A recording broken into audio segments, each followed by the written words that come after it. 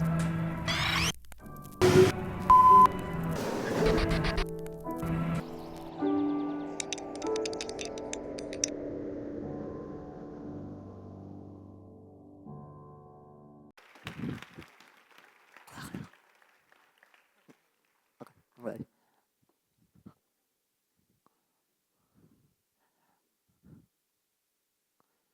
Hi, my name's Charlie, and I was born this way. Any questions? When you look like I look, and you speak like I speak, there's no way to hide, at least on the outside. Trust me, I tried for many years. But people notice. Some people make comments as you ask questions. Or worse, they say nothing at all. But I can always feel the emotions. The worst is when a little child begins to say something and the parent grabs the child by the mouth and grabs them out of the way so that they can't say any comments to me. This has happened so many times in my life. What kind of statement does this send? Why are we so afraid of questions? All of us have curiosity. All of us want to know why, what happened. So let's ask questions. When I was 16, I asked this question. Once there was a person. He was different than everyone else. Did this matter to him? You have to decide this for yourself. That person is myself, a human like any other human. What do people think of me? They think I'm special because I do things in spite of my disability. I don't think they're special because they have hands.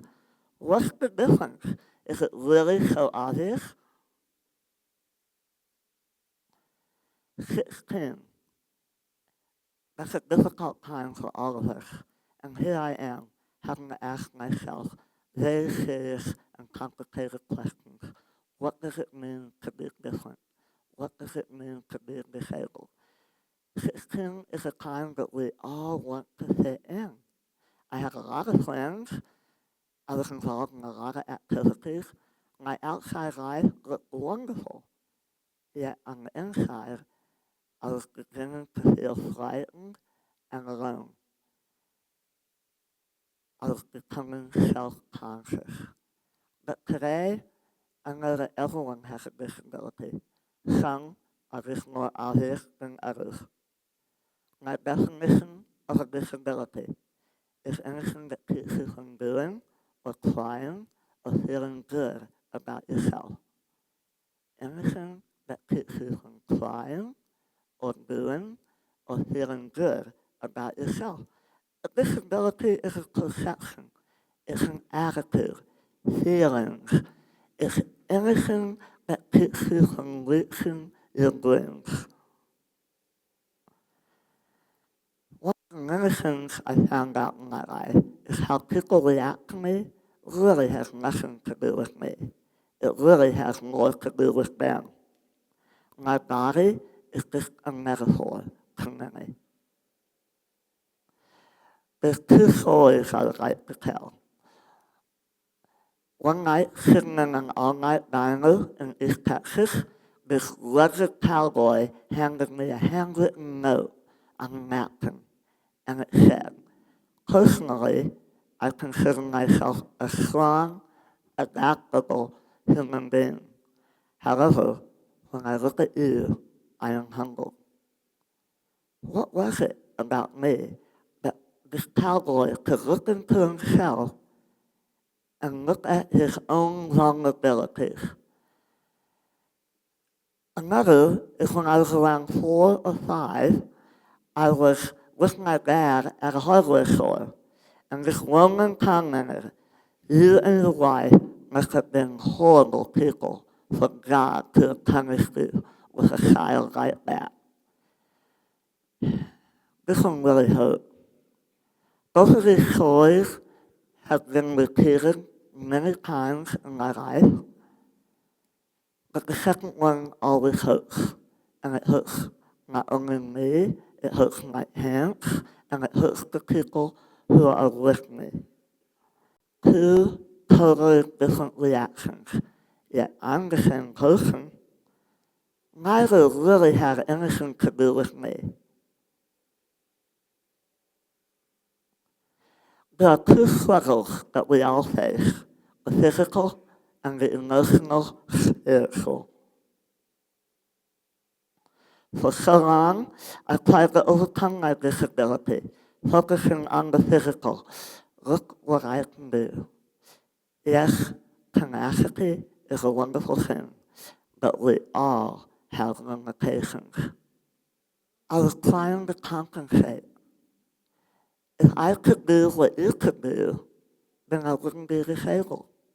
I was focusing on the physical and neglecting the emotional side of my life.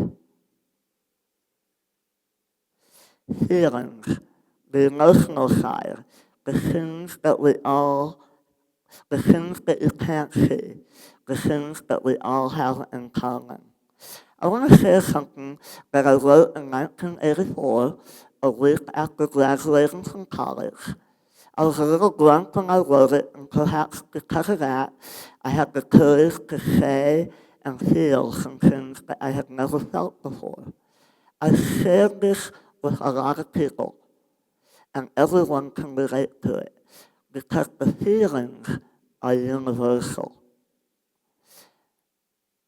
I also look back at this writing, and I now realize that this was the beginning of my learning how to live with my disability as opposed to trying to overcome it. It's called to bring to touch. I missed the things which I never had, but only dreamed. I came so close, and yet I did not touch. I wanted, but did not partake. I should have tried and missed the game. I held back, reserved, and never knew. So easy now to say, so hard at times to do. Lonely, known, loved, but feels forlorn. To those that know, to one that forgets, pity exists. Memories fade, feelings subside, one goes on, and then but why, for one can't say, again the chance, again the shot of pain.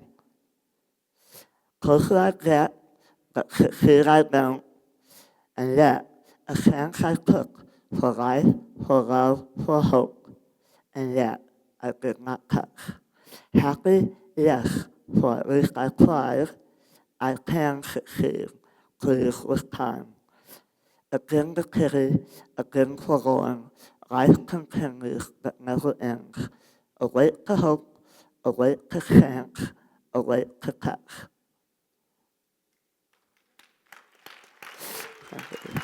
Thank you.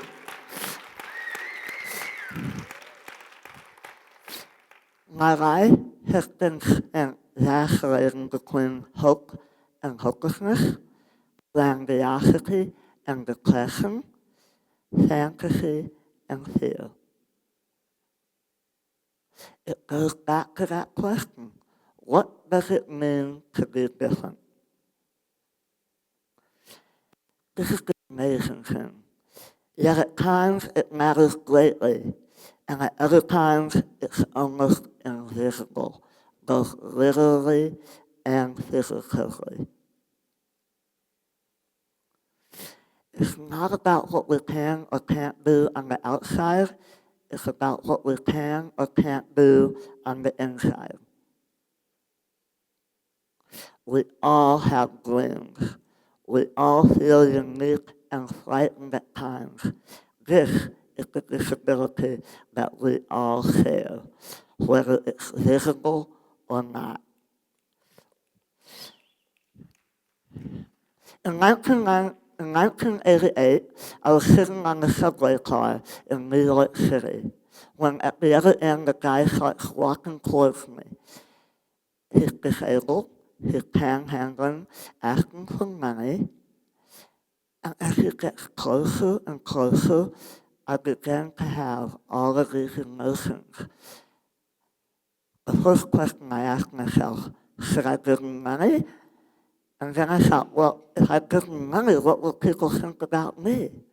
And then I had all of these negative emotions, like, why didn't he get a job? Well, I didn't have a job. And then all of a sudden, this phrase came into my mind, therefore the grace of God go I. And I began crying right in the middle of the New York City subway. Not exactly a good place to open yourself up to be vulnerable. But what I realized is that the panhandler and I were one. All of those emotions, all of that energy that I had, it wasn't about him, it was about me. It had absolutely nothing to do with him. You see, he was the metaphor for me. I was looking at him like many others had looked at me. We all bring out emotions in one another. I think we skipped the slide.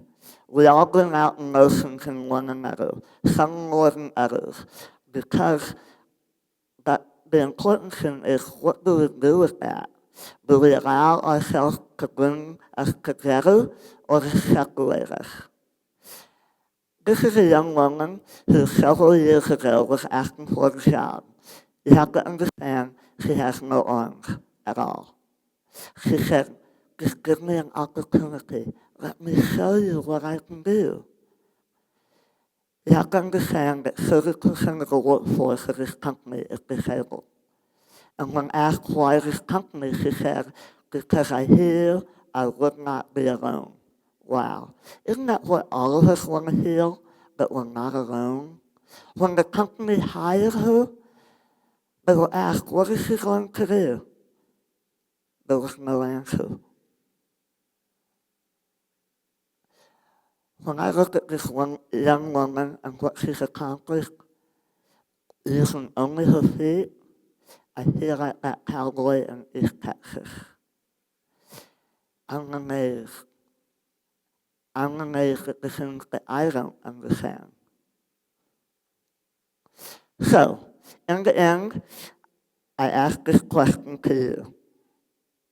What do you allow to keep yourself from doing, or crying, or feeling good about yourself? What's your disability?